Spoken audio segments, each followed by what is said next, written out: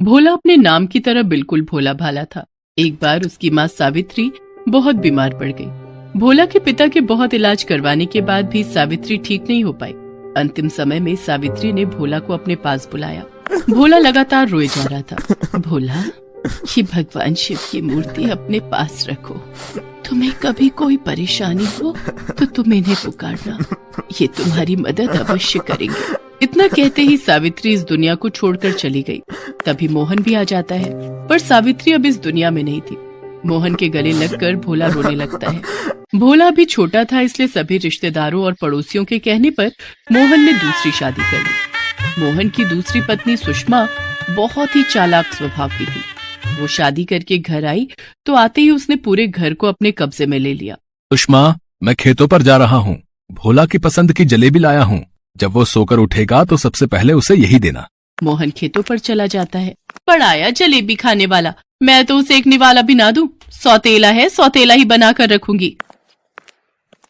देखो कैसे घोड़े बेचकर सो रहा है। ओ भोला, जल्दी उठ, ये सोने का समय नहीं है। जा जाकर कुएं से पानी भर कर ला। सुषमा जलेबी खाने लगती है। भोला उठता है और जलेबी की तरफ देखकर खुश हो जाता है। माँ, बापू जलेबी लाए हैं। मुझे पता था बापू मेरे लिए जलेबी जरूर लाएंगे। तेरे बापू ये जलेबी मेरे लिए लाए हैं। चुपचाप कुएं पर जा और पानी भर कर ला। माँ, मुझे बहुत भूख लगी है, पहले कुछ खा लूं। नहीं, पहले काम पूरा कर, बाद में कुछ खाने को मिलेगा। भोला कुएं से पानी भर कर लाता है। तभी सुषमा उसे दूसरा काम पकड़ा देती है। अरे अरे अरे, कहाँ जा रहा है? माँ, मैं पानी भर कर ले आया हूँ, इसलिए रोटी खा रहा हूँ।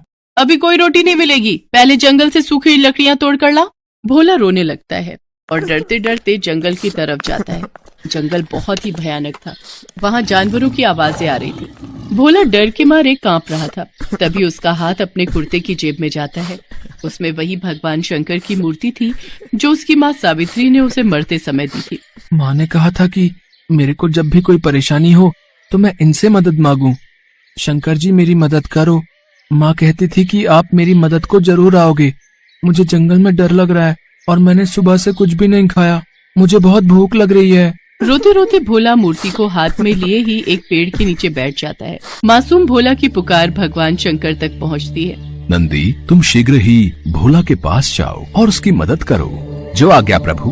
भगवान शंकर की आज्ञा पाकर नंदी शीघ्र ही भोला के पास पहुंचता है। नंदी बैल को अपने सामने देख भोला डर जाता है। अरे अरे, डरो नहीं भोला, मैं तो तुम्हारा दोस्त हूँ। मुझे भगवान शंकर ने तुम्हारे पास भेजा है।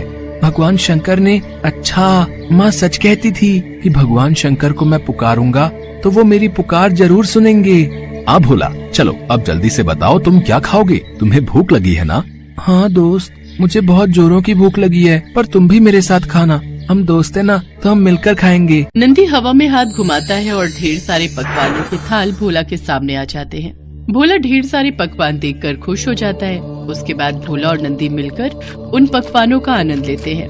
भोला, तुम घने जंगल में क्या कर रहे हो?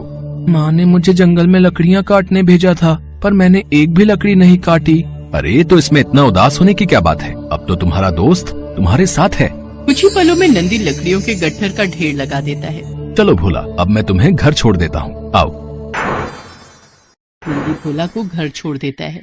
भोला, ये बात तुम किसी को भी मत बताना। अब तुम घर के भीतर जाओ, फिर जब भी तुम्हें कोई परेशानी हो तो तुम मुझे आवाज लगा देना। मैं तुम्हारे पास झट से आ जाऊंगा। ठीक है दोस्त। भोला खुशी खुशी लकड़ियों का गट्ठर लेकर घर के अंदर आता है। सुषमा जब भोला को खुश देखती है तो वो हैरान रह जाती है। अरे, ये खुश तो ऐसे दिखाई दे रहा है मानो 56 भोग खा कर आए हो। अब तो रोजाना ही जब भी सुषमा भोला को कोई काम देती तो वो नंदी को आवाज लगाता।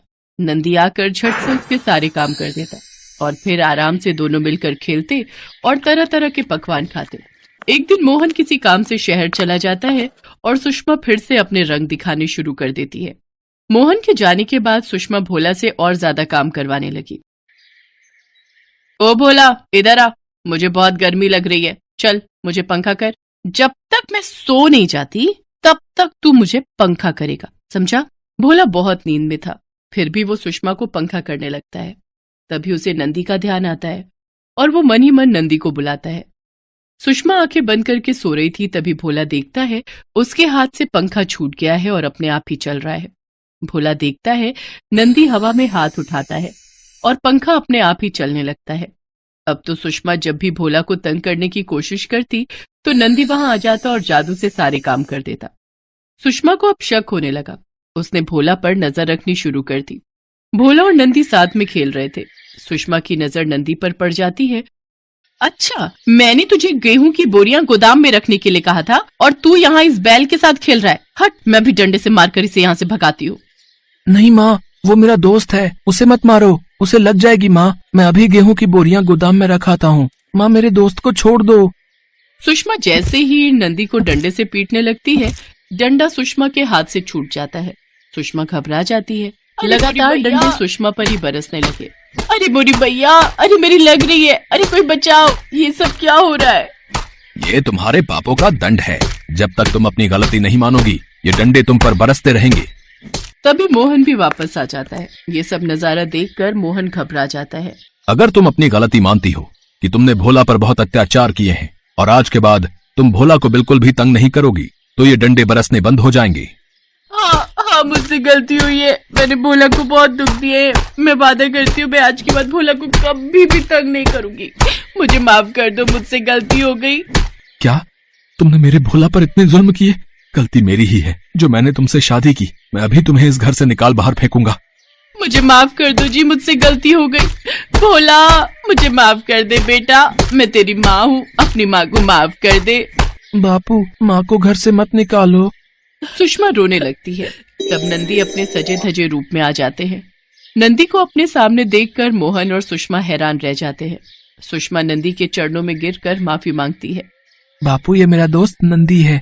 आपको पता है, भगवान शंकर ने ही नंदी को मेरे पास भेजा है। मुझसे भूल हो गई, मुझे क्षमा करो प्रभु, मैं आपको पहचान नहीं पाई। हमारे तो भाग्य खुल गए जो आपके दर्शन प्राप्त हुए। जय भोले बाबा की। ओम नमः शिवाय, ओम नमः शिवाय। भोला, अब तुम्हारे जीवन की परेशानियां दूर हो गई हैं। अब मैं चलता हूँ। हमेशा अपने परिवार के साथ खुश रहना। पर दोस्त, मैं तुम्हारे बिना कैसे रहूंगा? तुम मुझे छोड़कर मत जाओ ना। भोला, मैं जा कहाँ रहा हूँ? मैं तो तुम्हारे हृदय में वास करता हूँ। जैसे भगवान शिव शंकर अपने सभी भक्तों के हृदय में वास करते हैं, तो उन्हीं के साथ साथ हम सभी शिवगण भी भक्तों के हृदय में रहते हैं। मेरा आशीर्वाद सदैव तुम्हारे साथ है। अपने माता पिता के साथ हमेशा खुश रहो।